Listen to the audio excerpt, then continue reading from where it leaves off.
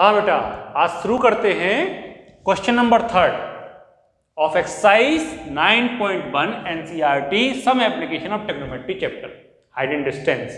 क्या कहता है? A contractor plans to install 2 slides. यहां पे देखिए 2 क्या है? 2 स्लाइड्स। कितना? For the children, for the children. A contractor plans to install 2 slides. यहां पे स्लाइड्स आएगा for the children to play in a park, मतलब कि बच्चों को खेलने के लिए स्लाइड्स, खिसकने वाली, ठीक है ना? स्लाइड्स मतलब खिसकने वाली पट्टी।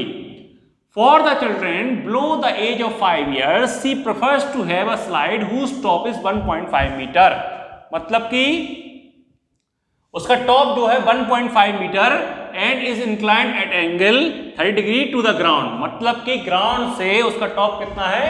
1.5 मीटर है और वो स्लाइड जो है ग्राउंड के साथ कितना इंक्लाइंड हो रही है? 30 डिग्री। कहने का मतलब जो है कि यहाँ पे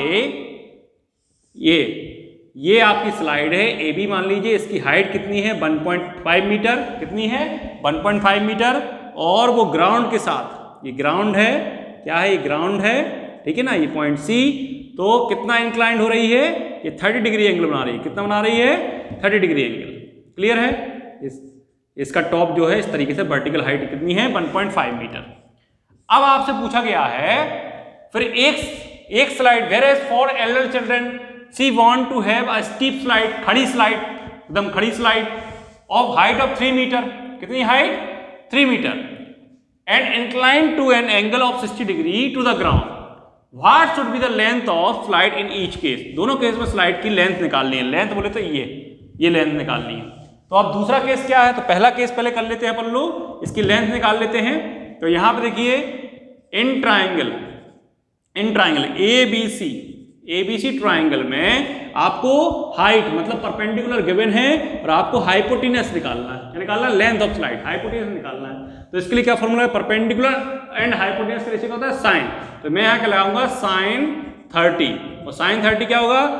हाइट मतलब परपेंडिकुलर अपॉन हाइपोटेन्यूस, तो मतलब यहाँ पे 1.5 और इसकी जो लेंथ है, इसकी लेंथ में ले रहा हूँ स्मॉल एल। क्या ले रहा हूँ? Small L. तो एल ले लिया। तो साइन 30 की वैल्यू 1/2, 1.5 एल, तो क्रॉस मल्टीप्लाई कर देंगे तो क्या जाएगा? एल इंटू 1 यानी कि एल, और 2 इंटू 1.5 कितना जाएगा? 3 मीटर। तो स्लाइड की लेंथ कितनी आ गई? 3 मीटर इस केस में। फॉर एल्डर चिल्ड्रन, क्या है? एल्डर चिल्ड्रन बड़े बच्चों के लिए खड़ी स्लाइड है। क्या है? खड़ी स्लाइड है। ये आपकी खड़ी स्लाइड का मतलब 60 डिग्री, इस तरीके से आपका ये ग्राउंड के साथ जो है इस तरीके से एंगल बन रहा है, ठीक है? मतलब ये एंगल कितना बन रहा है? 60 डिग्री।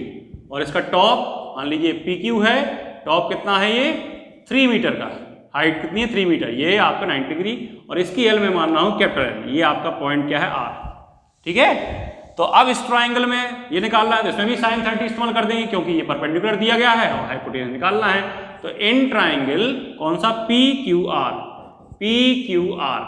PQR ट्राइंगल में क्या हो जाएगा? साइन 60। कितना हो जाएगा? Sine 60। Sine 60 perpendicular upon hypotenuse मतलब 3 अपॉन कैपिटल एल। साइन 60 की वैल्यू √3/2 होती है। 3 upon capital L, cross multiply करेंगे तो √3 एल इक्वल टू 3 2 जा 6। तो एल की वैल्यू क्या आएगी? या 3 2 जा 6 को भी ऐसे लिखे दे रहे हैं, 3 इंटू 2। क्लियर है? या फिर 6 ही कर लो, जैसी आपकी इच्छा। क्लियर है? तो एल की वैल्यू 6 अपॉन √3 आएगी। √3 अपॉन में है, जब भी रूट वाली संख्या क्या है? नीचे आए तो क्रॉस मल्टीप्लाई ऊपर नीचे √3 से ही मल्टीप्लाई कर देंगे क्योंकि रेशनलाइजेशन करते हैं अपन लोग। तो यहाँ पे क्या कहानी आ जाएगी? L equal to 6 √3 upon √3 into √3 3 बन जा, 3 2 जा, मतलब जो लेंथ आ गया वो कितना आ गया? लेंथ आ गया आपका 2√3 मीटर। क्लियर है? 2√3 मीटर। तो इस केस में लेंथ ऑफ स्लाइड का आया 3 मीटर और इस केस में लेंथ ऑफ स्लाइड कितना आया? लेंथ ऑफ स्लाइड कितना आया? 3 मीटर। और इस केस में लेंथ ऑफ स्लाइड क्या आया? 2√3 मीटर।